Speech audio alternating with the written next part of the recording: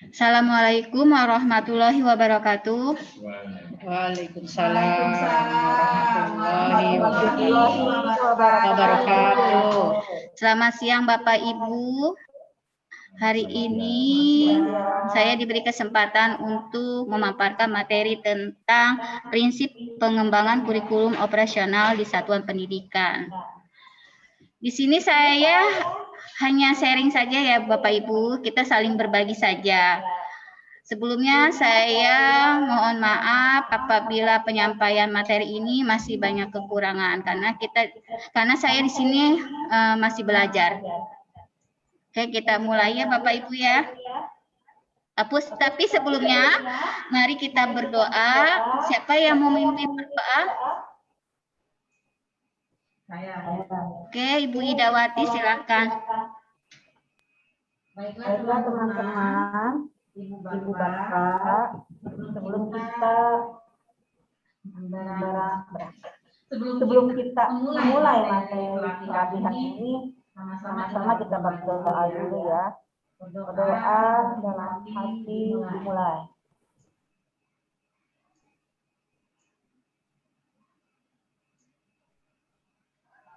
Doa selesai.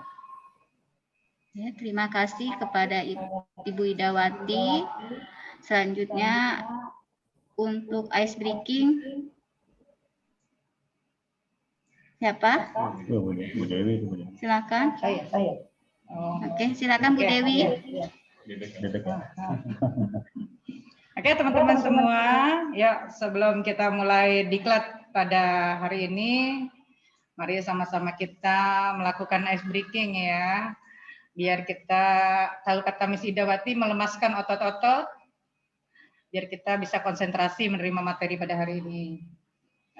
Kita nyanyi aja sama-sama ya. Kita nyanyi Potong Bebek Angsa, tapi huruf vokalnya diganti dengan semua. Semua. Oke. Ya, kita siap ya semuanya ya, para peserta. Oke, ayo kita mulai ya. Ya. 1, 2, 3.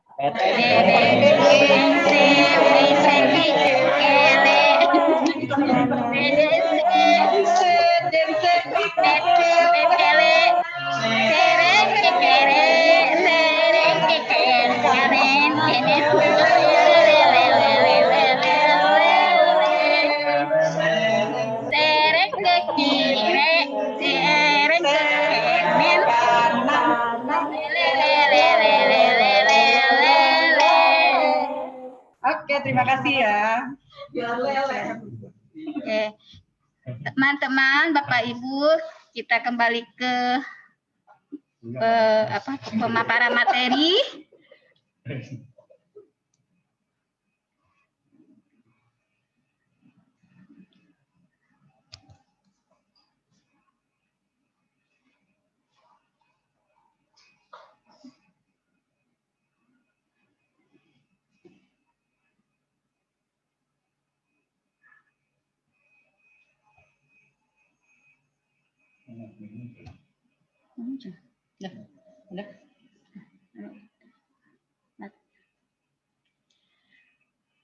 Prinsip pengembangan kurikulum operasional di satuan pendidikan.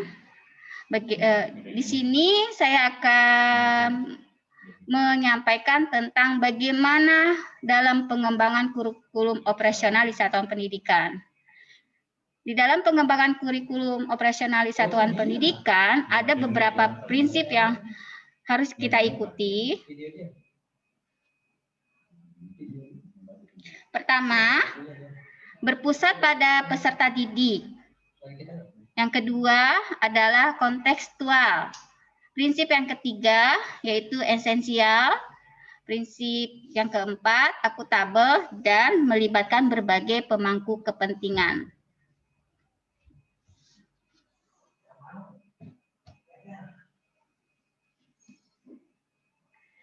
Berpusat pada peserta didik. Maksudnya di sini adalah ketika mengembangkan kurikulum operasional satuan pendidikan ini, kita harus berprinsip pada peserta didik itu sebagai subjek.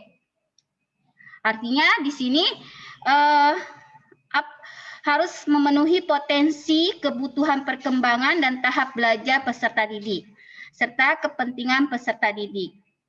Nah, semua itu harus merujuk pada profil pelajar Pancasila. Selanjutnya, kontekstual. Nah, maksud di sini adalah pengembangan kurikulum itu harus menunjukkan kekhasan dan sesuai dengan karakter satuan pendidikan sekolah masing-masing, konteks sosial budaya dan lingkungannya. Nah, kalau di SMK itu yaitu kontekstualnya ditambah menjadi dunia kerja dan industri. Jadi ketika mengembangkan kurikulum itu harus menunjukkan kurikulum itu ada kekhasan atau sesuai dengan karakternya, konteks sosial budayanya, lingkungannya, dan dunia kerja maupun industri.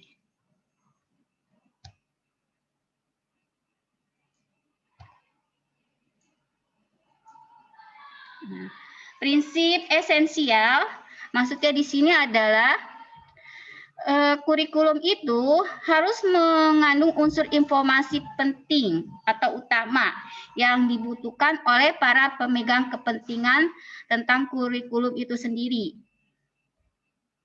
Bahasanya yang digunakan pun di dalam kurikulum itu harus lugas dan mudah dipahami. Dan tidak boleh terjadi pengulangan naskah atau kutipan yang sudah ada di naskah kurikulum tersebut.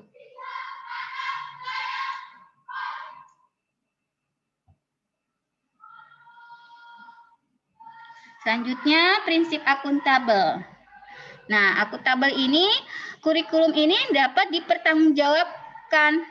Nah, untuk dapat dipertanggungjawabkan, maka kurikulumnya itu harus berbasis data dan aktual. Selanjutnya, melibatkan berbagai pemangku kepentingan. Di dalam pengembangan kurikulum satuan pendidikan ini, itu melibatkan berbagai pihak, yaitu komite satuan pendidikan dan berbagai pemangku kepentingan. Antara lain itu orang tua, organisasi, berbagai sentra, serta industri dan dunia kerja. Itu untuk kalau industri dan dunia kerja berbagai sentra itu untuk SMK. Di bawah koordinasi dan supervisi Dinas Pendidikan atau kantor kementerian yang menyelenggarakan urusan pemerintahan di bidang agama sesuai dengan kewenangannya. Teman-teman, dari pemaparan materi ini, silakan ada yang mau ditanyakan. Saya hanya memberikan satu kesempatan untuk bertanya. Silakan.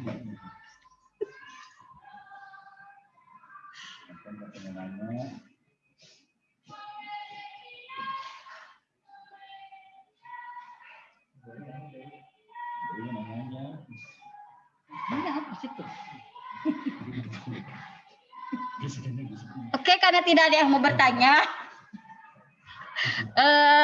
saya anggap semuanya mengerti. Nanti kalau untuk lebih mendalam lagi, kita sama-sama saling berbagi aja ya Bu, Bapak Ibu ya. Oke, terima kasih atas kesempatan yang diberikan kepada saya. Saya akhiri presentasi ini dengan mengucapkan alhamdulillahirobbilalamin, dan silakan yang menutup, yang membaca doa sebagai penutup, silakan. Baiklah teman-teman, alhamdulillah tadi kita sudah perhatikan semua ya apa yang dijelaskan oleh Ibu Wati, itu sangat jelas ya. Untuk dapat untuk menutup latihan ini, semoga apa yang tadi disampaikan bisa kita cerna, kita bisa pahami dengan baik dan kita terapkan dalam kehidupan pendidikan kita. Berdoa dimulai.